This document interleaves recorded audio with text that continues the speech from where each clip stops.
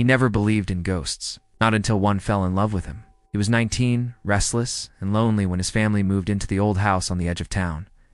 Everyone said it carried a history of tragedy, but he didn't care. He thought it was just superstition, old stories. That first night changed everything. It was 3 in the morning when he felt the bed dip. The air turned icy, so cold he could see his breath. He thought it was sleep paralysis, until something brushed his cheeks, soft, delicate, almost tender. A whisper followed. "We waited for you." His chest tightened. The scent of lilies drifted into the room, though no flowers were anywhere near. He sat up, heart pounding, but the room was empty. And yet the mattress still bore the weight of someone who had just risen. From that night on, she came. At first it was shadows and whispers. Doors creaking open, a mirror fogging on its own, words scrawled across it. Mine. The air grew colder at midnight. But then, during a thunderstorm, she revealed herself. He saw her standing in the corner, lightning flashing behind her. She looked his age, pale skin glowing faintly, dark hair cascading down her shoulders, and eyes filled with an unbearable sadness. She didn't scream, she didn't lunge. She only walked toward him, as though afraid he might disappear. "Don't be afraid," she whispered. "I love you." And then, impossibly, she slipped into bed beside him, cold, weightless, but real enough that her hand slid into his, as though it had always belonged there. Every night after, she returned. Her devotion was suffocating but tender. She whispered to him in the dark, told him he was hers, told him she had waited for him through lifetimes. Sometimes her lips grazed his ear, sometimes she pressed her face into his chest. Sometimes she kissed him, cold, draining, but so intimate his body trembled. Fear should have consumed him. But he wanted her, needed her. Days blurred into nights. Even under the sun, she lingered.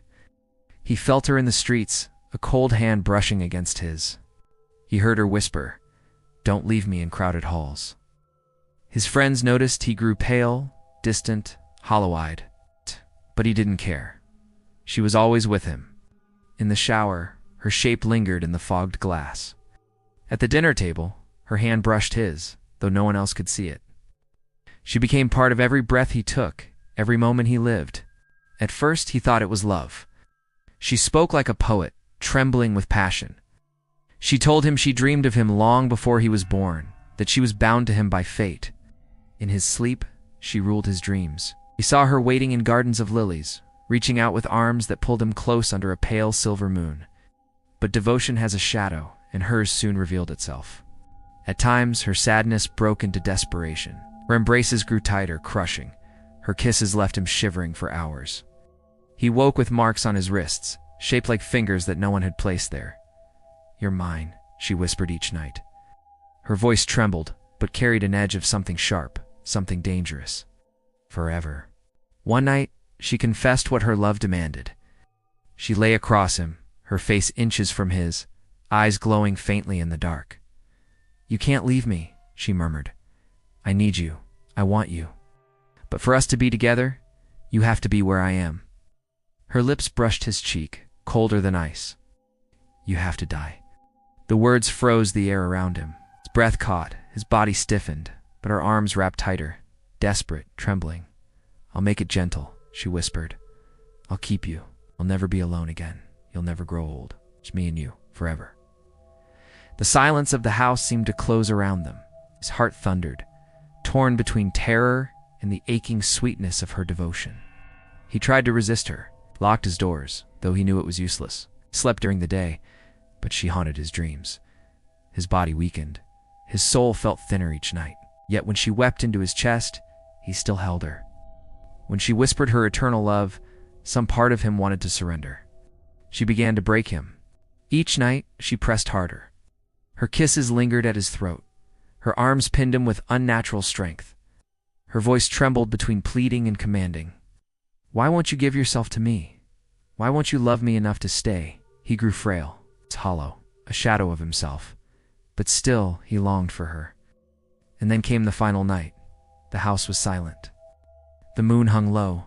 She lay over him, her lips ghosting against his neck, her voice trembling with joy and desperation. "Stay with me, die for me, and be mine forever." He closed his eyes. His chest rose and fell in shallow breaths. His body shook, caught between surrender and survival. For one terrible, beautiful moment, he almost gave in. Almost. What happened next? No one knows. In the morning, his bed was empty. The sheets were cold, the mattress indented as though two bodies had lain there. His parents searched, but the boy was gone.